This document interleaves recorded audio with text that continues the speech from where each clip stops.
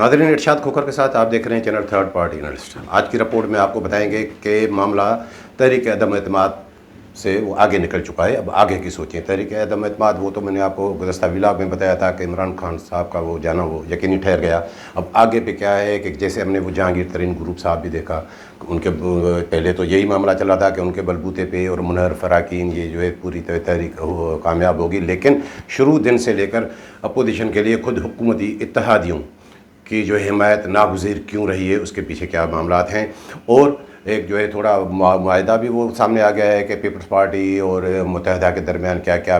मुत्तहिदा के मुतालबात हैं, तो उसके मुतालिक भी आगाह करेंगे कि उस पर किस तरह वो क्या किन किन नुकात पे इत्तफाक हो गया है। और इसके अलावा कि ये जो नई हुकूमत अब बनेगी, इमरान खान का तो जाना यकीनी ठहरा, उसके लिए क्या उसकी क्या क्या मजबूरियाँ होंगी, क्या क्या जो है उनके सामने जो है मसाइल होंगे, क्या क्या चैलेंजेस होंगे, और क्या सिर्फ मामला ये इंतखाबी इस्लाहात तक होगा, वो हो सकेगा, या कोई आइन में अमेंडमेंट की भी ज़रूरत पड़ेगी। इसके अलावा बाकी मैं आपको महकमा खुराक का भी बताता रहता हूँ किससे, तो आज के में शायद मुख्तसरी सही कि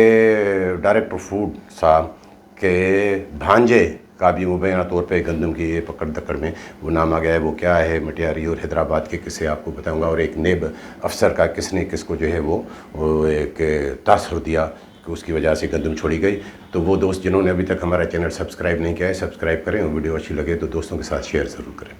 तो सबसे पहले बात सियासत की। जैसे मैंने आपको बताया कि मुत्तहिदा के दरमियान मुआहदा भी हो गया। आज हमने देखा कि मौलाना फजल रहमान साहब मुत्तहिदा के मरकज़ बहादराबाद आए, और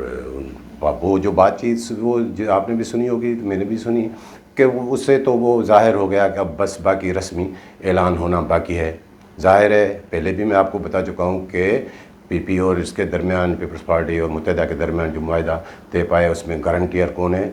खुद जो है शहबाज शरीफ है और मौलाना फजल रहमान है। इसी तरह काफ लीग और नून लीग के दरमियान जो मुआहदा हुआ है, उसमें आसिफ अजहर जरदारी साहब और जो है मौलाना फजल रहमान साहब जो है वो गारंटियर हैं कि वो किस तरह पंजाब में हुकूमत कैसे आगे बढ़ेगी, वफाक में कैसे, सिंध में क्या क्या किसको शेयर मिलेंगे। तो सबसे पहले जो मैंने आपको बताया कि अपोजिशन के लिए हुकूमती इत्तेहादियों की हिमायत वो नागुज़ीर क्यों है,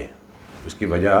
क्योंकि फिगर तो उनके पास पूरी है। मुनहर फराकीन जो है 24-25 के नाम उधर आ रहे हैं, और वो 33-35 तक हो जाएंगे। तो लेकिन सबसे पहले सबसे ज़्यादा अपोजिशन का जोर जो है वो हुकूमत के इत्तेहादियों को तोड़ने पे था, कि क्योंकि यही एक वजह होती है कि हुकूमत के इत्तेहादियों की ज़रूरत क्यों पड़े।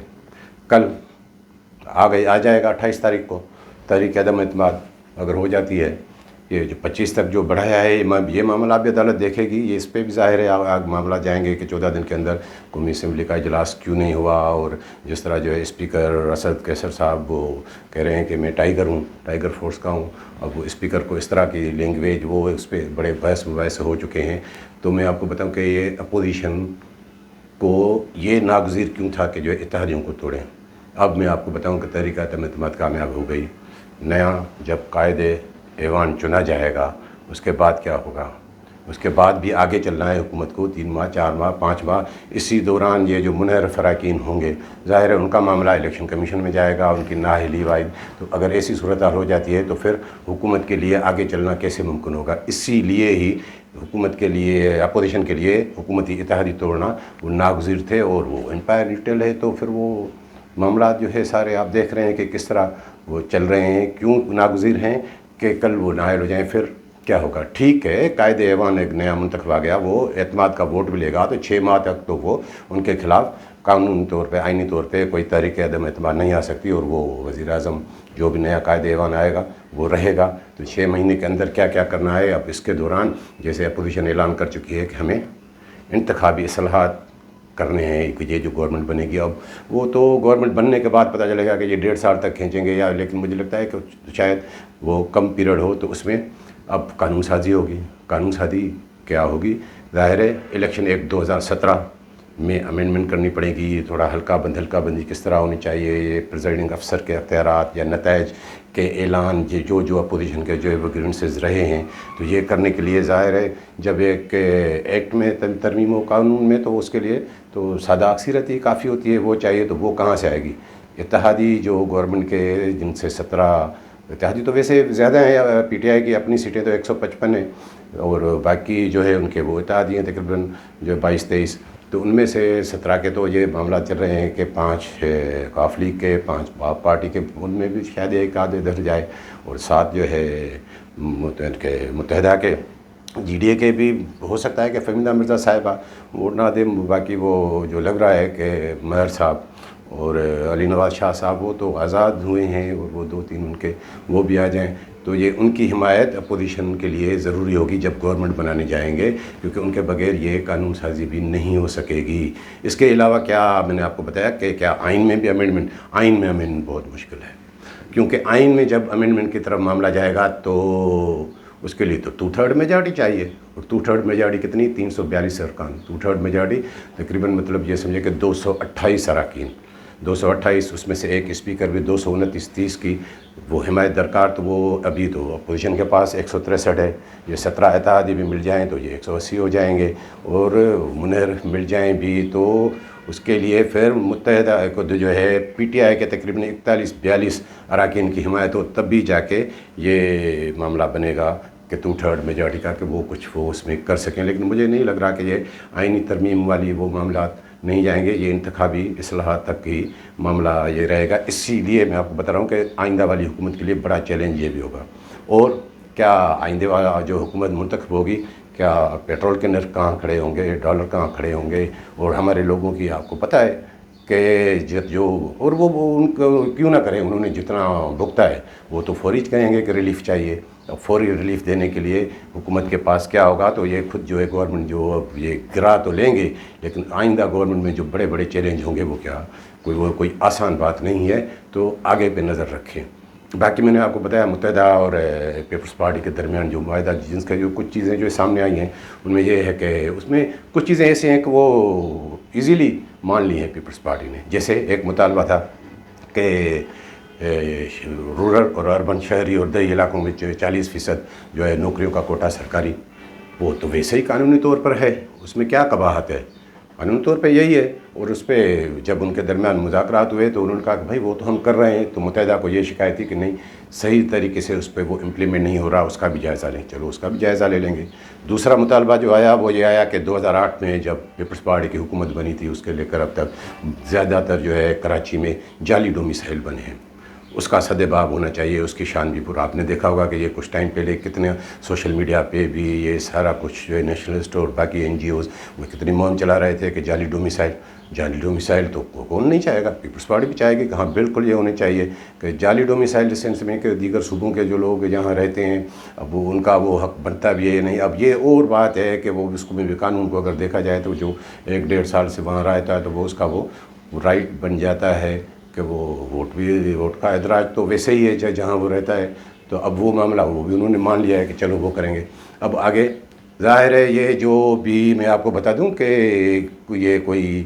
وہ معاملہ نہیں ہے کہ جو آپس میں جو بس یہ جھپیاں بپیاں تو پڑتی ہیں، لیکن کہ یہ سیاست ہے،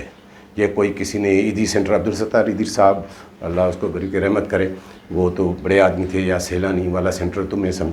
آپ کو بتا دوں کہ یہ کوئی سیاسی جماعتوں کے درمیان یہ جو لین دین معاہدے ہوتے ہیں، یہ کوئی ایدھی سینٹر یا سیلانی کا مسئلہ نہیں ہے، ہر کوئی اپنے مفادات دیکھتا ہے۔ اب متحدہ کی خواہش ہے کہ پرانی ہم جو ہے صورتحال میں آ جائیں، جو کبھی وہ میرپور خاص سے بھی جیتے تھے، حیدرآباد سے بھی اس مرتبہ انہوں نے ایک سیٹ لوز کی، اور کراچی تو ویسے ہی تھا، تو اب وہ پولیٹیکل قوت وہ اپنے ہم کیسے آئیں، تو اس میں ایک بات یہ ہے کہ بھائی کراچی میں بھی کسی حد تک کراچی کے ایڈمنسٹریٹر جو بلدیاتی اداروں کے ہوں گے، حیدرآباد کے اور میرپور خاص کے، وہ ہماری سفارشی کردہ جو ہے لوگ ہوں گے، تو وہ بھی مجھے جو تھوڑا محسوس ہوا کہ ہاں وہ انہوں نے وہ مان لیا کہ ٹھیک ہے یہ بھی کر لیں گے، اور کچھ جو ہے چند پولیس افسران اور جو باقی جو بیوروکریٹس جو ہے سول بیوروکریٹس وہ ان شہری علاقوں میں وہ بھی ان میں بھی ان کو حصہ دیا جائے گا، ان کے سفارش کردہ ہوں گے، اور سندھ پبلک سروس کمیشن میں بھی جو 12-13 ممبران وہ بنتے ہیں کمیشن کے، وہ اب اس کے معاملات ہیں کہ اس میں بھی نمائندگی چاہیے، 1-2 ممبر ان کے ہونے چاہیے، باقی 3-4 وزارتیں بھی ملیں گی، معاون خصوصی بھی ان کے بنیں گے، اور 1-2 کوئی جو ہے اور جو مشیر بھی ان کے لگ سکتے ہیں۔ اب وہ بعد میں طے ہوگا کہ کون سے محکمے کیا محکمہ بلدیات کی صوبائی وزارت جو ہے متحدہ کو ملتی ہے یا نہیں، یا بڑے محکمے ہیں ایجوکیشن، ہیلتھ، ان میں سے کیا یہ بعد میں معاملات طے ہوں گے۔ تو یہ معاملات ان میں جو ہے ہو گئے ہیں. اب دیکھیں کہ یہ معاہدہ طے ہونے کے بعد نئی حکومت جب بنتی ہے تو پھر دیکھیں گے کہ سندھ کی قوم پرست جماعتوں کا کیا ریئیکشن آتا ہے، اب ان کی بھی سیاست شروع ہوتی ہے یا نہیں. باقی کیا میں نے آپ کو بتایا کہ امپائر جو نیوٹرل ہوا ہے، آگے چل کے دیکھیں گے کہ یہ امپائر نیوٹرل ہونے کی بات اب کون کرتا ہے، اب کس کو کیا شکایت رہتی ہے کہ اب امپائر نیوٹرل رہا بھی یا نہیں رہا، کیونکہ ہمارے ملک کی جو سیاست ہے اس میں وہ ایسے ہی کچھ وہ کھیل ہوتے رہے. باقی میں آپ کو بتایا کہ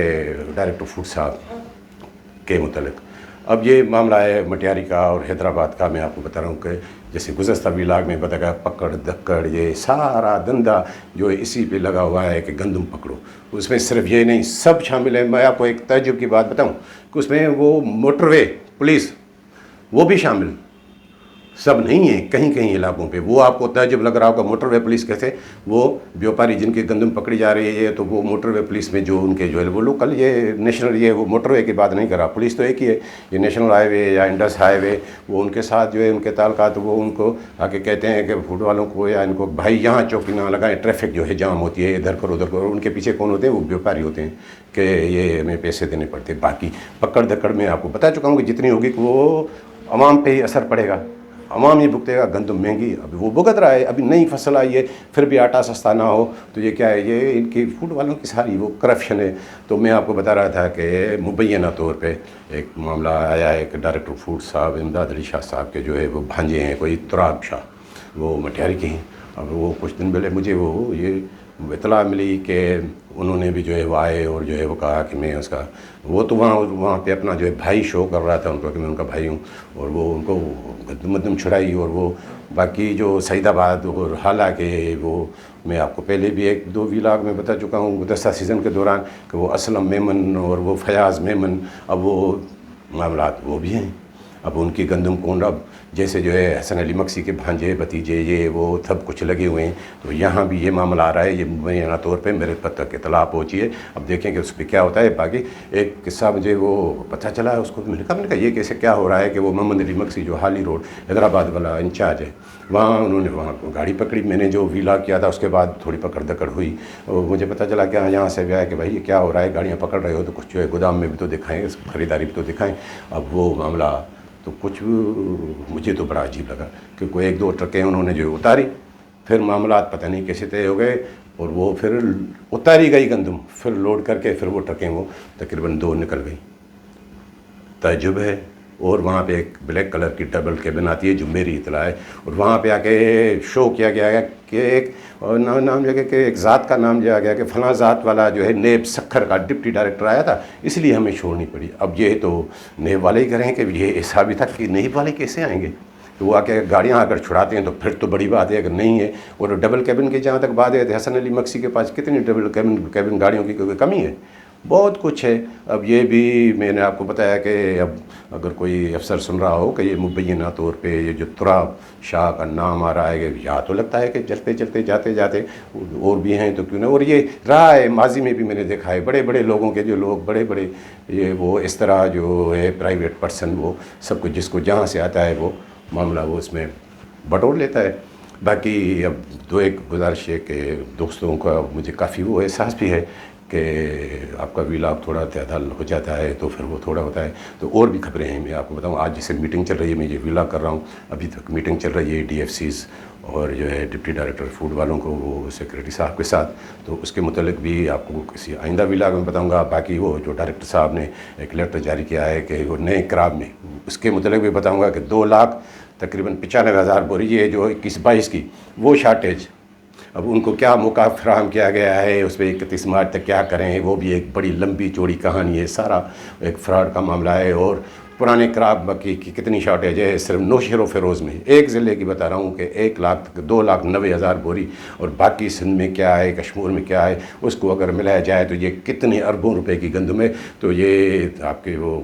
ٹائم بڑھ جائے گا. یہ میرے پاس ہے، کوشش کریں گے کہ کل آپ کو یا پرسوں بلکہ کوشش ہوگی کہ کل ہی آپ کو جو ہے اس پہ ویلاگ میں آپ کو اس کے تفصیلات سے آگاہ کریں. تو یہ تھی آج کی ویڈیو پسند آئی ہو تو دوستوں کے ساتھ شیئر ضرور کیجیے گا، لائک ضرور کیجیے گا. ملیں گے اگلی ویڈیو کے ساتھ.